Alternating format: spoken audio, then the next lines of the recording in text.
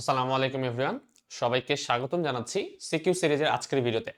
আজকের ভিডিওতে আমরা তাপগতিবিদ্যা চ্যাপ্টারের রাজশাহী বোর্ড 2023 সালে আসা যে প্রশ্নটি সেটি সলভ করব। তো চলো আজকের ভিডিও শুরু করার আগে আমরা প্রশ্নটা একবার দেখে নেই যে এখানে কি বলা আছে এবং সেই মোতাবেক আমরা এটাকে সলভ করার ট্রাই করি। তো দেখি প্রশ্নটাতে যেটা বলা আছে যে একটি তাপগতীয় ব্যবস্থায় 14 গ্রাম নাইট্রোজেন গ্যাস কে কি 14 গ্রাম নাইট্রোজেন গ্যাস 30 ডিগ্রি সেলসিয়াস তাপমাত্রায় ও 1 বায়ুমণ্ডলীয় চাপে রক্ষিত আছে। ঠিক আছে, 14 গ্রাম হচ্ছে নাইট্রোজেন গ্যাস আছে আমার কাছে এবং তার টেম্পারেচার দেয়া আছে আদি অবস্থায় 30 ডিগ্রি সেলসিয়াস এবং তার যে চাপটা সেটা হচ্ছে 1 অ্যাটমসফিয়ারিক চাপ বা 1 বায়ুমণ্ডলীয় চাপ। স্থির চাপে, এখানে ওয়ার্ডটা একটু ভালো মতো খেয়াল করো, স্থির চাপে এতে তাপশক্তি সরবরাহ করা হলে তাপমাত্রা 35 ডিগ্রি সেলসিয়াস হয়। আগে 30 ডিগ্রি সেলসিয়াস তাপমাত্রা ছিল। চাপ স্থির রেখে যদি হচ্ছে আমি সেখানে হিট ইনপুট করি তাহলে স্বাভাবিকভাবেই তার তাপমাত্রাটা বৃদ্ধি পাবে। তো কতটুকু বৃদ্ধি পেয়ে কতটুকু হয় সেটা কিন্তু প্রশ্নে বলা আছে, সেটা হচ্ছে কত 35 ডিগ্রি সেলসিয়াস হয়ে যায়। তার মানে T2 এর ভ্যালু দেওয়া আছে আমার কাছে। ঠিক আছে, পরবর্তীতে উপরোক্ত প্রক্রিয়াটি সমষ্ণ প্রক্রিয়ায় একটি আদি অবস্থান থেকে একই আয়তনের পরিবর্তন করে কৃত কাজের পরিমাপ করা হলো। কি বলা আছে, নেক্সট স্টেপে করা হচ্ছে যেটা এই সেম জিনিসটাকেই হচ্ছে আদি অবস্থান থেকে একই পরিমাণ আয়তন পরিবর্তন করা হয়েছে। তার মানে আদি অবস্থায় এখানে তার যতটুকু আয়তন ছিল, শেষ অবস্থায় এই অবস্থায় তার যত আয়তন আছে, এই দুইটাকে একসাথে যদি কম্বাইন করি তাহলে সেম আয়তন রেখে আমি যদি স্থির চাপে না করে সেটাকে সমষ্ণ প্রক্রিয়ায় করি তাহলে কৃতকাজের মান কত হবে সেটা পরিমাপ করা হয়ে গেছে। এটা হচ্ছে তোমার হচ্ছে উদ্দীপক। এখানে আর এর ভ্যালু দেয়া আছে, সিভি অর্থাৎ স্থির আয়তনে এই যে গ্যাসটি আছে নাইট্রোজেন গ্যাস, তার যে হচ্ছে আপেক্ষিক তাপ তার ভ্যালু দেয়া আছে। তো এখান থেকে আমাকে কিছু প্রশ্ন বের করতে বলেছে, প্রশ্নের সমাধান করতে বলেছে। ক নাম্বার আমি ব্যাখ্যা করব না, এটা তো তোমাদের বইয়ে দেয়া আছে যে তাপের যান্ত্রিক সমতা কি, একেবারেই সংজ্ঞা পড়ে নিবে, সংজ্ঞা থেকে হচ্ছে এটা ডিরেক্ট চলে আসবে। আমি খ নাম্বারটা একটু ব্যাখ্যা করতে পারি যে গাড়ি টায়ার বিস্ফোরণের সময় কি ধরনের তাপগতীয় প্রক্রিয়া সংঘটিত হয় সেটি ব্যাখ্যা করো। ওকে, দেখো, গাড়ির টায়ার যখন খুব দ্রুত বিস্ফোরণ হয়, একটা জিনিস খেয়াল করো, যখন একটা জিনিস বিস্ফোরণ হয় সেটা কিন্তু খুব বেশি টাইম পায় না। মনে করো একটা টায়ারের ভিতরে হচ্ছে কি আছে, টায়ারের ভিতরে অনেকগুলো গ্যাস হচ্ছে উচ্চ চাপে রাখা আছে। তার মানে আমি যদি টায়ারের কথা কল্পনা করি, আমি জাস্ট কি পয়েন্টগুলো লিখে দিচ্ছি, তোমরা কিন্তু ব্যাখ্যা করতে হবে এটা। টায়ারের ভিতরে হচ্ছে কি আছে, উচ্চ চাপে, উচ্চ চাপে টায়ারের ভিতরে উচ্চ চাপে গ্যাস আছে, গ্যাস। এখন যখনই এটা বিস্ফোরণ হবে তখন কি হবে, খুব দ্রুত সময়ের মধ্যে এখান থেকে উচ্চ চাপের যে টায়ারের ভিতরে গ্যাসগুলো আছে সেটা পরিবেশে বের হয়ে যাবে এবং আমরা জানি পরিবেশের যে প্রেসার সেটা কিন্তু কনস্ট্যান্ট, সেটা কত, 1 অ্যাটমসফিয়ার, তাই না? তাহলে উচ্চ চাপে যে গ্যাসটা ছিল সেটা যখন বিস্ফোরণ হবে, এখানে যদি একটা বিস্ফোরণ হয়, বিস্ফোরণ, এই বিস্ফোরণের ফলে এই উচ্চ চাপের গ্যাসটা একেবারে বের হয়ে যায়। ঠিক আছে, সজোরে বের হয়ে যায়, বের হয়ে হচ্ছে বায়ুমণ্ডলে ছড়িয়ে পড়ে। তো যেহেতু বায়ুমণ্ডলের চাপটা কম, তার মানে আমি কি জানি, যখনই হচ্ছে কোনো একটা গ্যাসের প্রেসার কমে যায় তখন তার আয়তন কি হয়, বৃদ্ধি পায়। তাহলে এখানে যেটা হবে যে উচ্চ চাপে যখন গ্যাসটা বের হবে তখন বিস্ফোরণের ফলে এখানে তার চাপটা হ্রাস পাচ্ছে। তাহলে চাপ যদি হ্রাস পায় তাহলে অবশ্যই তোমার আয়তনটা অ্যাকচুয়ালি বৃদ্ধি পাবে। তাহলে যেই আয়তনটা টায়ারের ভিতরে গ্যাসটা যে আয়তন ছিল সেটা যখন বের হয়ে আসবে তখন তার আয়তনটা আগের থেকে কি হবে, বৃদ্ধি পাবে। তো আগের থেকে বৃদ্ধি পেয়ে যদি চেঞ্জ হয়ে যায়, দেখো এখানে কিন্তু সময় বেশি পাচ্ছে না। আমি যে বিস্ফোরণের কথাটা বলছি, একটা বিস্ফোরণ যখন সংঘটিত হয় সেই বিস্ফোরণ কিন্তু খুব বেশি সময় ধরে হয় না, খুবই দ্রুততার সাথে হয়ে যায়, তাই না?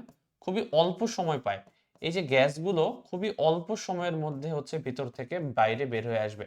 তো যেহেতু খুবই দ্রুততার সাথে অল্প সময় বের হয়ে আসছে, তাই এই জিনিসটাকে আমরা বলি হচ্ছে রুদ্ধতাপীয় প্রক্রিয়া। এর কারণটা কি, আমরা জানি কোন একটা প্রসেসের মধ্যে যদি তাপের আদান প্রদান ঘটে তাহলে সেটাকে হচ্ছে না ঘটে তাহলে সেটাকে আমরা কি বলি, রুদ্ধতাপীয় প্রক্রিয়া বলি। এখন এই প্রক্রিয়াটা এত ফাস্ট সংঘটিত হয়েছে যে তাপ আদান প্রদান হওয়ার মতো সে সময়ই পায়নি। ঠিক আছে, তোমাদের বইয়েও কিন্তু লিখে আছে দেখবে যে রুদ্ধতাপীয় প্রক্রিয়া একটি স্লো প্রসেস, ফাস্ট প্রসেস, এর ফাস্ট প্রসেস হওয়ার কারণ হচ্ছে কারণ এতটাই দ্রুততার সাথে সংঘটিত হয় যে তাপ আদান প্রদান করার জন্য যে টাইমটুকু দরকার সেই টাইমটুকুই সে পায় না। যেহেতু বিস্ফোরণে একটা অল্প সময়ের মধ্যে সংঘটিত হচ্ছে, এটা ওটা দ্রুত প্রক্রিয়া, তার মানে আমি বলতে পারবো এটা অ্যাকচুয়ালি একটা রুদ্ধতাপীয় প্রক্রিয়া নির্দেশ করে। ঠিক আছে, এটা তোমাকে ব্যাখ্যা করতে পারতে হবে যে এটা রুদ্ধতাপীয় প্রক্রিয়া হয় কেন, এবং রুদ্ধতাপীয় প্রক্রিয়া হলে কি কি ঘটতে পারে। সেটা হচ্ছে আমি বললাম যে প্রেসার ড্রপ হতে পারে, এবং প্রেসার যদি ড্রপ হয় তাহলে অবশ্যই তোমার আয়তনের মানটা বৃদ্ধি পাবে। ঠিক আছে, তো এই জিনিসটা এখানে তোমাকে ব্যাখ্যা করতে হবে, তাহলে তুমি 2 মার্কস পেয়ে যাবে, কোনো সমস্যা নেই। তো আশা করি বুঝতে পেরে গেছো যে রুদ্ধতাপীয় প্রক্রিয়া কেন। এখন দেখো, কোনো একটা ঘটনা যদি ফাস্ট না হয়ে স্লো হয় তখন কি ঘটনা ঘটবে। যখন একটা প্রসেস খুবই স্লো ঘটে তখন কিন্তু তাপ আদান প্রদান করার মতো সুযোগ পাওয়া যায়। তো সেই প্রক্রিয়াটা যে কোনো প্রসেস হতে পারে, বাট খুবই কন্ট্রোলড ওয়েতে যদি স্লো একটা প্রসেস ঘটানো হয় সেটা সাধারণত সমষ্ণ প্রক্রিয়া হয়। ঠিক আছে, তো কখনো যদি এরকম কোনো উদ্দীপকে দেয়া থাকে যে স্লো প্রসেসে ঘটছে তাহলে সেটা কি হবে, তখন কিন্তু তোমাকে সমষ্ণ প্রসেস অনুসারে ব্যাখ্যা করতে হবে। খুবই ফাস্ট হচ্ছে, এখানে তাপ আদান প্রদানের মতো সময় পাওয়া যাচ্ছে না, এ কারণে এই প্রক্রিয়াটা একটা কি হবে, একটা রুদ্ধতাপীয় প্রক্রিয়া। তো এই হচ্ছে আমার খ নাম্বারটা। আমরা চলে যাব এর পরের প্রশ্নে। দেখো এর পরের প্রশ্নে কি বলেছে, দেখো গ গ নাম্বারটা। আচ্ছা, গটা এখানে উঠে এসেছে, এই হচ্ছে তোমার গ নাম্বার। গ নাম্বার প্রশ্নে কি বলা আছে, প্রশ্নে বলা আছে উদ্দীপকের স্থির চাপের ক্ষেত্রে অভ্যন্তরীণ শক্তির পরিবর্তন নির্ণয় করো। ওকে, তো আমরা হচ্ছে এখানে একটু সলভ করার ট্রাই করি গ নাম্বারটা। আমার টার্গেট হচ্ছে অভ্যন্তরীণ শক্তির পরিবর্তন নির্ণয় করতে হবে। এইটা, এই ভ্যালুটা কত এটা আমাকে বের করতে বলেছে, যে অভ্যন্তরীণ শক্তির পরিবর্তন কত। এখন অভ্যন্তরীণ শক্তির পরিবর্তন যদি আমি বের করতে চাই, আমাকে অ্যাকচুয়ালি কি কি জিনিস সম্পর্কে জানতে হবে সেটা আমাকে আগে বুঝতে হবে, এবং সেটা বের করার জন্য আমাদের কি কি ডেটা এই প্রশ্নে দেয়া আছে সেটা ধীরে ধীরে আমাকে বের করতে পারতে হবে। ওকে, তো চলো আমরা এক এক করে ট্রাই করি যে আমি যদি হচ্ছে অভ্যন্তরীণ শক্তির পরিবর্তন বের করতে চাই তাহলে আমার কোন সূত্র ইউজ করতে হয়। আমরা জানি যে অভ্যন্তরীণ শক্তির পরিবর্তন বের করার জন্য আমরা তাপগতিবিদ্যার যে প্রথম সূত্র সেটাকে ইউজ করি, d q equals to d u plus d ডাব্লিউ। তো আমার মেইন টার্গেট হচ্ছে এই সূত্রটাকে আমি ব্যবহার করব, তাপগতিবিদ্যার প্রথম সূত্রটাকে, এবং এখান থেকে আমি ডি ইউ এর ভ্যালু বের করতে চাই। তো এখান থেকে আমি ডি ইউ সমান কি বলতে পারি, আমি এখান থেকে বলতে পারি ডি ইউ সমান actually d q minus d ডাব্লিউ। তো এখন আমাকে দেখতে হবে যে ডি কিউ এর ভ্যালু কি আমার জানা আছে কিনা, বা ডি ডাব্লিউ এর ভ্যালু আমার জানা আছে কিনা। খেয়াল করো এখানে প্রশ্নটাতে কিছু তোমাদের কি পয়েন্ট দিয়ে দিয়েছে, যে কিছু কিছু ছোট ছোট ওয়ার্ড দেয়া আছে, যে কি ওয়ার্ড দেখে তোমাকে বুঝতে হবে কোন জায়গায় তুমি কোন সূত্রে অ্যাপ্লাই করবে। দেখো তো, তুমি যদি ডি ইউ বের করতে চাও তোমার ডি কিউ লাগবে প্রথমত। তো আমরা প্রথম চিন্তাটা করি হচ্ছে ডি কিউ কিভাবে বের করব। এখানে প্রশ্নটা আরেকবার একটু পড়বো, পরে হচ্ছে দেখবো এখানে কোনো একটা কিওয়ার্ড হয়তো বা আছে যেটা থেকে আমি বের করতে পারবো ডি কিউ এর ভ্যালুটা কত হবে। এখানে প্রথমেই একটা কিওয়ার্ড দেয়া আছে, দেখো যে স্থির চাপে এতে তাপ শক্তি সরবরাহ করা হচ্ছে। খুবই ইম্পর্টেন্ট একটা লাইন কিন্তু। তুমি যখনই একটা প্রসেসের মধ্যে, একটা সিস্টেমের মধ্যে যখন তুমি স্থির চাপে তাপ ইনপুট করবে, তখন তাপের যে সূত্রটা সেই সূত্রটা দাঁড়ায় এরকম, ডি কিউ সমান এন সি পি ডিটি। আশা করি তোমরা এটা জানো, ডি কিউ সমান এন সি পি ডিটি। এটা হচ্ছে তাপের সূত্র, কি পরিমাণ তাপের আদান প্রদান ঘটছে একটা সিস্টেমের মধ্যে সেটা আমি এখান থেকে বের করতে পারি। বাট কন্ডিশন হচ্ছে যে এই প্রসেসটা স্থির চাপে হতে হবে। যদি স্থির চাপে হয় তাহলে তুমি সিপি বসাবা। সিপি মানে কি, স্থির চাপে কোনো একটা গ্যাসের মোলার যে আপেক্ষিক তাপ সেটাকে আমরা হচ্ছে সিপি বলি। তো যেহেতু এই প্রসেসটা হচ্ছে স্থির চাপে তাপ শক্তি সরবরাহ করা হচ্ছিল, তার মানে তুমি ডিকিউ এর পরিবর্তে এন সিপি ডিটি বসাতে পারো। এতটুকু বুঝতে পারছো কিনা। তো আমার কি কি ভ্যালু লাগবে, আমি যদি ডিকিউটা বের করতে চাই আমার এন এর ভ্যালু জানতে হবে, আমাকে সিপি জানতে হবে, আমাকে ডিটি, ডিটি মানে হচ্ছে দুইটার টেম্পারেচারের ডিফারেন্স জানতে হবে, তাহলে আমি ডিকিউটা বের করতে পারবো। এখন দেখি যে আমরা কি কি ভ্যালু জানি এবং কি কি ভ্যালু আমাকে বের করতে হবে। প্রথম জিনিস, আমি এন এর ভ্যালু জানি না ডিরেক্ট, কিন্তু প্রশ্নে আমাকে বলা আছে যে 14 গ্রাম নাইট্রোজেন গ্যাস নিয়ে আমি কথা বলছি। ঠিক আছে, তাহলে 14 গ্রাম যদি নাইট্রোজেন গ্যাস হয় তাহলে একটা কাজ করতে পারি, আমি এটাকে একটু সরিয়ে নিই, একটু সাইডে নিই। আমি ধীরে ধীরে এক এক করে ভ্যালুগুলো বের করার ট্রাই করি। প্রথমত আমার এন বের করার টার্গেট। তো যেহেতু এন সমান আমরা কি জানি, কোনো একটা বস্তুর ভর, গ্যাসের ভর, এবং তাকে যদি আণবিক ভর দ্বারা ভাগ দিই তাহলে হচ্ছে আমি পেয়ে যাব তার মোল সংখ্যা। তাহলে 14 গ্রাম নাইট্রোজেন গ্যাস বলা আছে, তাহলে ডাব্লিউ এর ভ্যালু হচ্ছে তোমার 14, এম হচ্ছে নাইট্রোজেন গ্যাসের মোলার ভর কত 28, তাহলে 14/28 মানে 0.5 মোল। তাহলে তুমি এন এর ভ্যালুটা প্রথমত বের করতে পারলে। এখন আমাকে দেখতে হবে সিপি আমার জানা আছে কিনা। এখন দেখো সিপি যদি আমার জানতে হয় আমার কি কি জানা লাগবে, ডিরেক্ট হয়তো বা দেওয়া থাকতো, অথবা সিপি থেকে কিন্তু সিভি এর একটা রিলেশন আছে। আশা করি তোমরা জানো যে সিপি এবং সিভি এর মধ্যে রিলেশনটা যে CP minus CV equals to হচ্ছে আর এর সমান। তো সেখান থেকে আমি বলতে পারি সিপি সমান সিভি প্লাস আর। তো এখানে সিভি এর মান প্রশ্নেই দেওয়া আছে ডিরেক্ট, সেটা কত 20.8, আর এটা হচ্ছে 8.31। কত আসে 28, 29 পয়েন্ট আসবে মনে হয় না, 29.11। তো এটা আমি একটু ক্যালকুলেট দিয়ে বের করে দেখি যে আসলে 20.11 আসে কিনা। 29.11, ঠিক আছে। তাহলে এই হচ্ছে জুল পার মোল, সরি জুল পার মোল পার কেলভিন। তো এই হচ্ছে আমার সিপি এর ভ্যালুটা। তো প্রথমত আমরা সিপি এর ভ্যালু বের করলাম, এন এর ভ্যালু বের করলাম। এখন আমার ডিটি জানতে হবে। ডিটি মানে কি? তাপমাত্রার পার্থক্য। তো ডিটি মানে হচ্ছে পরবর্তী তাপমাত্রা থেকে আগের তাপমাত্রা বিয়োগ করা। তাহলে সেটাও আমার জানা আছে অলরেডি। তো ডিটি সমান হচ্ছে আমরা জানি T2 - T1। তো যেহেতু এটা তাপমাত্রার পার্থক্য, তুমি কেলভিনে বের করো বা হচ্ছে সেলসিয়াসে বের করো, ম্যাটার করে না, সেমই আসবে। 35 থেকে 30 বাদ দিলেও 5 আসবে। তুমি যদি 35 কে কেলভিনে কনভার্ট করো, 30 কে কেলভিনে কনভার্ট করো, তারপরও পার্থক্য বের করো, সেমই আসবে। তার মানে তোমার আর কোনো সমস্যা নেই। তো ডিটি এর পরিবর্তে আমি বসাতে পারি 35 মানে T2 - 30 ইকুয়ালস টু হচ্ছে 5 ডিগ্রি সেলসিয়াসও বলা যায়, এটাকে কেলভিনও বলা যায়, তোমার ইচ্ছা। এটা 5 ডিগ্রি সেলসিয়াসও বলা যায়, কেলভিনও বলা যায়, একই জিনিস। কারণ আমরা জানি তাপমাত্রার পার্থক্য দেয়া থাকলে তাপমাত্রার পার্থক্য কিন্তু সেলসিয়াসে যা, কেলভিনও তা। তো দেখো তোমার জন্য প্রয়োজনীয় সকল ভ্যালু কিন্তু এখানে আমার বের হয়ে গেছে।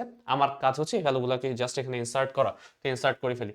আমি এক কাজ করি, আমি এটা একটু মুছে দিই এই হাবিজাবি জিনিসটা।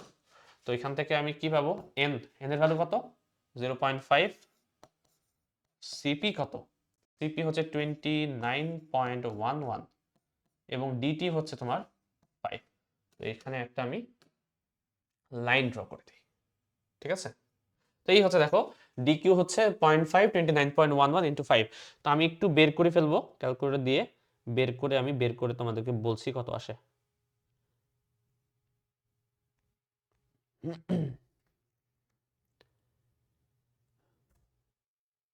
এটা যদি আমরা হিসাব করি 0.5 ইন্টু 5, 0.5 ইন্টু 5 আর ইন্টু হচ্ছে 29.11, 29.11। তো এটা আসে 72.775। তাহলে 72.775, এটাই হচ্ছে আমার ডিকিউ এর ভ্যালু, যেটা জুল পার মোল পার কেলভিন, ঠিক আছে। তো এই হচ্ছে আমার প্রথম যে অংশটুকু, সেটা আমার বের হয়ে আসলো ডিকিউ এর ভ্যালুটা। তো আমার ফার্স্ট পার্ট কিন্তু এখানে শেষ। ফার্স্ট পার্ট আসলে না, মানে গয়ের প্রথম অংশ। তো গয়ের জন্য আমার দরকার ছিল ডি ইউ এর ভ্যালু বের করা, অভ্যন্তরীণ শক্তির পরিবর্তন বের করা। তার জন্য আমার ডি কিউ জানা লাগবে, ডি ডাব্লিউ জানা লাগবে। তো ডি কিউটা অন্তত আমি বের করতে পারলাম প্রথমত। এখন আমার টার্গেট হচ্ছে ডি ডাব্লিউটা বের করা। তো চলো ডি ডাব্লিউটা কিভাবে বের করতে হয় সেটা একটু দেখবো। তো এখন আবার একটু প্রশ্নটা দেখো, এখানে ডি ডাব্লিউ বের করার আগে আমাকে বুঝতে হবে যে এই সম্পূর্ণ প্রসেসটা কি প্রসেস। আমরা চারটা প্রসেস সম্পর্কে জানি। একটা হচ্ছে সম আয়তন প্রক্রিয়া, সমচাপীয় প্রক্রিয়া, দেন হচ্ছে রুদ্ধতাপীয় প্রক্রিয়া এবং হচ্ছে ফাইনালি সমুষ্ণ প্রক্রিয়া। এই চারটির মধ্যে এখানে যেহেতু বলা আছে স্থির চাপে সবকিছু ঘটনা ঘটছে, তার মানে এটা সমচাপীয় প্রক্রিয়া। এবং আমরা জানি যে সমচাপীয় প্রক্রিয়ায় যদি কোনো একটা সিস্টেম থাকে, তাহলে তার ডিডব্লিউ এর সূত্র খুবই সিম্পল, পি ডিভি, বা আমি বলতে পারি পি ভি2 মাইনাস ভি1। যে শেষ আয়তন মাইনাস আগের আয়তন, এই যে হচ্ছে আয়তনের পার্থক্যের সাথে যেই কনস্ট্যান্ট প্রেসারটা নিয়ে কাজ করছি, সেই প্রেসারের গুণফল করলেই কিন্তু আমার কাজ হয়ে যাচ্ছে। তো এখানে প্রেসারের ভ্যালুটা কিন্তু প্রশ্নে বলাই আছে, আগে থেকেই বলা ছিল যে 1 বায়ুমণ্ডলীয় চাপে তুমি হচ্ছে কাজ করছো। তাহলে পি এর ভ্যালু তোমার অলরেডি নোন। তোমার জানতে হবে কি, শুধুমাত্র ভি1 জানতে হবে এবং ভি2 জানতে হবে। কোনোভাবে যদি এটা জানতে পারি তাহলে হয়ে যাচ্ছে। তাহলে আমি পি এর ভ্যালুটা লিখে ফেলি। যে পি সমান আমার জানা আছে 1 অ্যাটমসফিয়ার এবং আমরা জানি 1 অ্যাটমসফিয়ার মানে 1.01325 ইন্টু 10⁵ প্যাসকেল। অবশ্যই আমরা কিন্তু এসআই এককে নিব, আদারওয়াইজ এটা কিন্তু জুল এককে বের হবে না, তাই না? যদি তুমি এসআই এককে না নিয়ে অ্যাটমসফিয়ার এককেই করো তাহলে কিন্তু সমস্যা হবে, কারণ তোমার একক যদি মিসম্যাচ হয় তখন কিন্তু এই আনসারে তোমার ঝামেলা হবে, ঠিক আছে? আচ্ছা, আমি একটু ভুল করেছি, এখানে ডিকিউ এর এককটা জুল পার মোল পার কেলভিন দিয়েছি, তোমরা কেউ বলনি আমাকে, এটা ভুল কিন্তু, তাই না? এর এককটা কি হবে? শুধু জুল হবে, পার মোল পার কেলভিন হবে না, ঠিক আছে? এই হচ্ছে আমার এককটা হওয়া উচিত। ওকে, এই হচ্ছে একক। তো এটা কিন্তু জুলে হবে শুধু, পার মোল পার কেলভিন কিন্তু হবে না। এখন দেখো, তো এটা প্রেসারের ভ্যালু বের করলাম, এখন আমার V1 এবং V2 জানতে হবে। যদি V1 এবং V2 জানতে পারি তাহলে আমি কৃতকাজের ভ্যালুটা বের করতে পারবো। এখন প্রশ্ন হচ্ছে V1 V2 তো ডিরেক্ট দেয়া নাই, কিন্তু বের করা পসিবল কিভাবে? আমরা একটা জিনিস জানি যে কোনো একটা গ্যাস যেহেতু দেওয়া আছে তাহলে সে আদর্শ গ্যাসের সমীকরণ মাস্ট মেনে চলবে। তো আদর্শ গ্যাসের সমীকরণ যদি মেনে চলে তাহলে কিন্তু আমি বের করতেই পারবো। আমরা একটা কথা বলতে পারি যে প্রাথমিক অবস্থায় যখন এটার তাপমাত্রা 30°C ছিল তখন তার প্রেশার কত ছিল? যেহেতু কনস্ট্যান্ট প্রেশার, তার মানে হচ্ছে এক বায়ুমণ্ডলীয় প্রেশারই ছিল 1 অ্যাটমসফিয়ার। দেন হচ্ছে তখন আমি আয়তনটা বের করতে চাচ্ছি, তো তো তার মোল সংখ্যা জানি, আর এর ভ্যালু জানি, সবই জানি, তো আমি কিন্তু এটা ইউজ করতে পারি যে P1 sorry PV1 equals to nRT1। কেন আমি P1 বললাম না? যেহেতু কনস্ট্যান্ট প্রেসারে কাজটা করছি তাহলে P1 লেখার দরকার নেই। আমি n এবং r এ হচ্ছে 1 1 দিলাম না কেন? কারণ মোল সংখ্যা তো সেম, r এর ভ্যালু তো সবসময় কনস্ট্যান্ট, তাহলে এখানে 1 ইউজ করতে হবে না। তো এখান থেকে আমি বলতে পারি P এর ভ্যালু কত বসাবো? 1.01325 ইন্টু 10⁵। V1 আমি বের করতে ইচ্ছুক ইকুয়ালস টু nRT। n কত? n হচ্ছে 0.5, আমি একটু আগে বের করছিলাম, তাই না? n এর ভ্যালু যে 0.5 আমি কিন্তু একটু আগে বের করেছি, ঠিক আছে? ওটাই বসিয়ে দিলাম। আর এর ভ্যালু কত? 8.31, প্রশ্নে বলাই আছে তোমার জন্য, যদি বলা না থাকতো আমরা মুখস্থটা বসাতাম। T1 মানে হচ্ছে 30°কে তুমি কেলভিনে প্রকাশ করলে কত হবে? তো 30 প্লাস 273, তো 30 প্লাস 273 কত হয়? 303, তাই না? 303। তো এখান থেকে আমি প্রথমত V1 এর ভ্যালুটা বের করি। আমি একটু সময় দাও আমাকে, আমি জাস্ট ক্যালকুলেট করে নিই, দেখি কত আসে। তো এটা আসবে 0.5 ইন্টু 8.31 ইন্টু 303 ডিভাইডেড বাই 101,325। এটা আসছে 0.0124 0.0124 মিটার কিউব। দেখো, প্রথম আমার যে কাজটা ছিল যে একটা আয়তন বের করা, সেটা আমার কাজ হয়ে গেছে, এটা আমি বের করতে পেরেছি অলরেডি। তাহলে আমার V1 ডান, ঠিক আছে? যেভাবে আমি V1টা বের করলাম, আমি সিমিলার সেম প্রসেস ব্যবহার করে আমি V2টাও বের করব। সেম সূত্র, আমার কোনো সূত্র চেঞ্জ করতে হবে না, এই সেম সূত্র ব্যবহার করে কিন্তু আমি V2টাও বের করতে পারবো। তো সেটাই করি, চলো V2টা বের করি। তো V2 বের করার জন্য আমরা আবার একই সূত্র লিখবো যে PV2 ইকুয়ালস টু nRT2। তো সেখানে P এর পরিবর্তে যেহেতু কনস্ট্যান্ট প্রেসারে কাজ হচ্ছে তাহলে প্রেসারটা চেঞ্জ হচ্ছে না, তাহলে P এর জায়গায় আমি এটাই লিখবো 1.01325 ইন্টু 10⁵ ইকুয়ালস টু V2 আমি জানি না কত, এখানে n কত? n হচ্ছে 0.5 ইন্টু r কত? r এর মান হচ্ছে 8.31, আর T2 কত? T2 মানে হচ্ছে 35°C। একে তোমাকে কেলভিনে করতে হবে। তো 35 কে কেলভিন করলে কত? 308 আসে, 308 কেলভিন আসে। তাহলে এখান থেকে আমি পেয়ে যাব V2 সমান, জাস্ট আরেকবার আমাকে সময় দিতে হবে, আমি একটু ক্যালকুলেট করে নিই। তাহলে এটা আসবে 308 ডিভাইডেড বাই 303, 0.0126 0.0126 মিটার কিউব। এই হচ্ছে দেখো তোমার V1 এবং V2 এর ভ্যালু। তো আমার কি দরকার ছিল? আমার যদি কৃতকাজের মান বের করা দরকার তাহলে আমার প্রেসার জানতে হবে এবং V1 V2 জানতে হবে, যার দুইটাই আমি বের করে ফেলেছি অলরেডি। তাহলে V1 V2 দুইটাই যদি বের হয়ে গেছে আমার, তাহলে আমি এখন বের করতে পারবো কৃতকাজের মানটা কত। চলো বসিয়ে ফেলি এখানে। অতএব এখান থেকে আমি বলতে পারি DW সমান P কত? 1.01325 10⁵ ইন্টু V2 মাইনাস V1, মানে এটা মাইনাস এটা 0.0126 মাইনাস 0.01 0.0124, একে জাস্ট আমি ক্যালকুলেট করে বসিয়ে দিব। তো 0.0126 মাইনাস 0.0124 ইন্টু 101325, এটা আসবে 20.27, 20.265 আসে আসলে। ঠিক আছে, লিখে দিই এত জুল। তো এটাই হচ্ছে তোমার DW এর ভ্যালু। তো DW এর ভ্যালু আমার কাছে জানা হয়ে গেল। এখন দেখো, আমার কিন্তু ম্যাথে কিন্তু চাওয়া হয়েছিল কি, যে স্থির চাপের ক্ষেত্রে অভ্যন্তরীণ শক্তির পরিবর্তন নির্ণয় করো। তো আমি হচ্ছে DQ বের করলাম, আমি DW বের করলাম। এখন এই দুইটাকে বিয়োগ করেই কিন্তু আমি DU বের করতে পারবো, কারণ আমার টার্গেট ছিল DU এর সূত্র ইউজ করা। তার মানে DU সমান কি দেখো তো, DQ এর ভ্যালু থেকে DW এর ভ্যালু বিয়োগ করা। তাহলে এখান থেকে আমি বলতে পারি, অর্থাৎ আমার ফাইনাল যেটা লাইন হবে, অতএব আমি বলতে পারবো DU সমান DQ মাইনাস DW। সেখানে DQ সমান কত একটু আগে বের করেছি, 72.775। তো 72.775 মাইনাস DW কত, 20.265, অর্থাৎ DU সমান, জাস্ট আমি একটু বিয়োগ করে ফেলি, 72.775, এটা আসবে 52.51, 52.51 জুল। এই হচ্ছে তোমার ফাইনাল আনসার গয়ের, যে অভ্যন্তরীণ শক্তির যে পরিবর্তনটা আমাকে বের করতে বলা হয়েছিল, সেটার আনসার হবে 52.51। আশা করি বুঝতে পারা গেছে। অঙ্কটা খুবই কনসেপচুয়াল একটা ম্যাথ। যদি খুবই ভালো ডেপথ নলেজ না থাকে তোমার সূত্র সম্পর্কে, তাহলে কিন্তু এখানে একটু কষ্ট হবে। ঠিক আছে, তো খুবই সুন্দর একটা ম্যাথ দিয়েছে। আশা করি আমি তোমাদেরকে বোঝাতে পেরেছি। এরপরও কারো যদি সমস্যা হয় তোমরা কিন্তু কমেন্টে জানিও, আমি আবার বুঝে দেওয়ার ট্রাই করবো। ঠিক আছে, তো এই হচ্ছে আমার গ নাম্বারটা। আমরা চলে যাব আমাদের ঘ নাম্বার প্রশ্নে।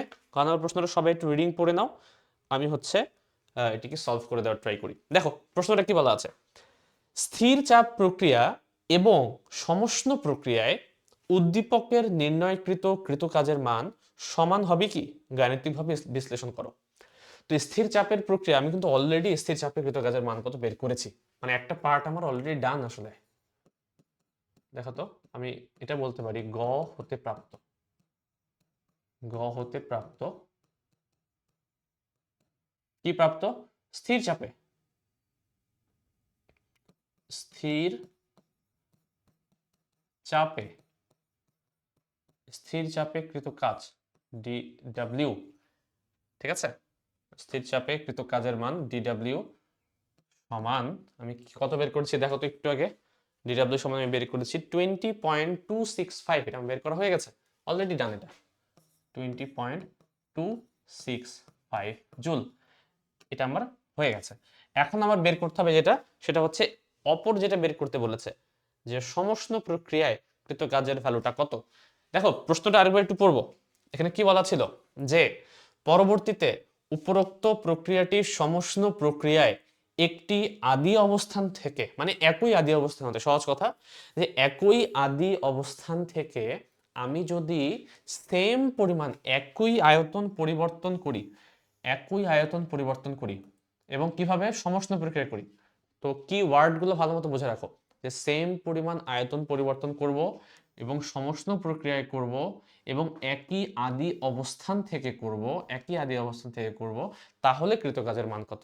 তো কৃতকাজের মান আমরা যদি সমষ্ণ প্রক্রিয়ায় বের করতে চাই, তাহলে তার সূত্রটি দেখতে কি রকম ছিল।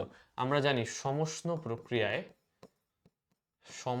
প্রক্রিয়ায় কৃতকাজের ভ্যালু হচ্ছে, সূত্র কি, ডিরেক্ট W লিখতে পারো, কোনো সমস্যা নেই। W সমান N আর T লন V2 divide by V1।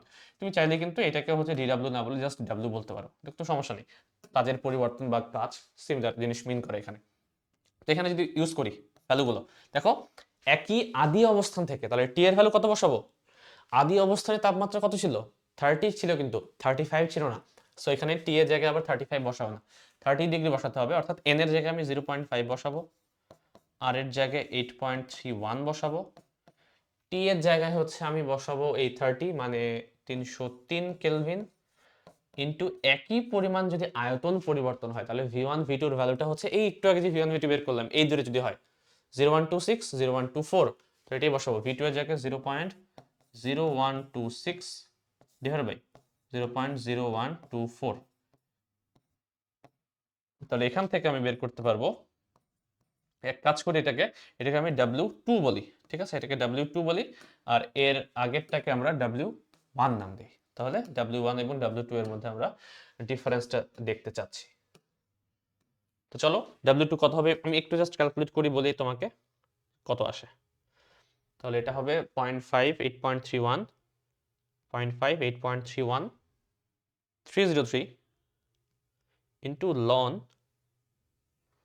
0.0126 divided by 0.0124, এটা আসে 20.14, এটা আসে আমার 20.14 জুল। এটা অলমোস্ট সেম, এক্স্যাক্টলি সেম না, অলমোস্ট সেম বলতে পারি, বাট আগের ভ্যালুটা একটু বড়, তাই না, ডাব্লুটা খুবই সামান্য পরিমাণ বড়। তো এই হচ্ছে তোমার দুইটা বের করতে বলেছিল আমাকে, যে কৃত কাজের মান সমান হবে কিনা, এটা গাণিতিকভাবে বিশ্লেষণ করো। তোমাকে জাস্ট বলতে হবে দুইটা এক্স্যাক্টলি ইকুয়াল না, খুবই সামান্য পরিমাণ বড় হচ্ছে এই ভ্যালুটা, স্থির চাপে যে কাজের মানটা বের হলো। তো তোমার শুধুমাত্র কাজ হচ্ছে এই কাজের ভ্যালুটা বের করতে পারছো কিনা, এটা হচ্ছে তোমার টিচাররা দেখবে। তো আশা করি বুঝতে পারা গেছে যে আমরা পূর্ণ এই ইয়েটা প্রশ্নটা কিভাবে সলভ করলাম। যদি না বুঝতে পারো তাহলে কিন্তু তোমরা আমাকে জানাতে পারো। তো এই হচ্ছে আজকের মতো, আজকের এই ভিডিওতে আমরা রাজশাহী 2023 কোয়েশ্চেন সলভ করলাম। পরবর্তী দিনে আমরা হচ্ছে এই চ্যাপ্টারের আরো কিছু প্রশ্ন সলভ করব। তো সেই পর্যন্ত সবাই ভালো থাকো, আসসালামু আলাইকুম।